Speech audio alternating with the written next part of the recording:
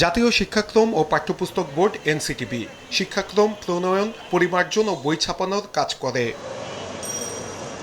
2024-25 অর্থবছর পর্যন্ত গত 17 বছরের নানা অনিয়মের তথ্য উঠে এসেছে সাম্প্রতিক নিরীক্ষা প্রতিবেদনে।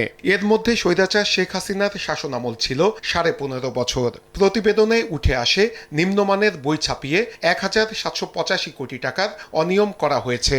চাহিদার থেকে বেশি বই ছাপিয়ে 516 কোটি 34,41,000 টাকা, পাঠ্যপুস্তক মুদ্রণ, বাধাই ও সরবরাহ কাজে 216 কোটি 49,29,000 টাকার অনিয়ম করা হয়েছে। এছাড়া বোর্ডের কর্মকর্তা কর্মচারীরা উৎসাহ ভাতার নামে 1,06,00,000 টাকা লোপাট করেছে। রয়্যালিটি বিল থেকে ভ্যাট না কাটায় 12,25,00,000 টাকার অনিয়ম হয়েছে। এরকম নানা খাতে 2,711,20,00,000 টাকার আর্থিক অনিয়ম হয়েছে দপ্তরটিতে। এনসিটিবি বলছে এসব অনিয়ম বন্ধ করতে সব ধরনের ব্যবস্থা নেওয়া হচ্ছে। এটার বিষয়ে পূর্ণাঙ্গ অডিট রিপোর্টটা হাতে পাওয়ার পরে বিষয়ে কথা বলতে পারবো। নাম্বার 1, আমার সুযোগ থাকলে নিশ্চয়ই বিষয়ে প্রয়োজনীয় পদক্ষেপ নেওয়া হবে। দ্বিতীয়ত, যেটা আমি চেষ্টা করছি যে অপ্রয়োজনীয় খাতের খরচ যদি বলি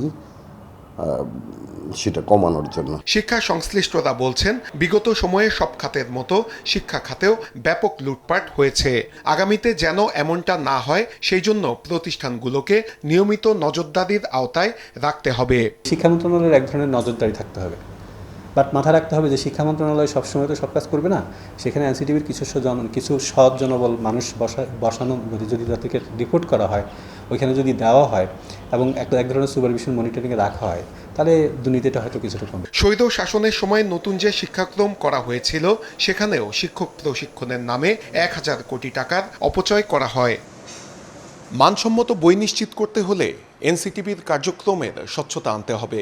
আর এজন্য এসব অনিয়মের সাথে যারা জড়িত তাদেরকে চিহ্নিত করে কঠোর ব্যবস্থা নেয়ার আহ্বান শিক্ষা গবেষকদের। নূরে আলম, সময় সংবাদ, ঢাকা।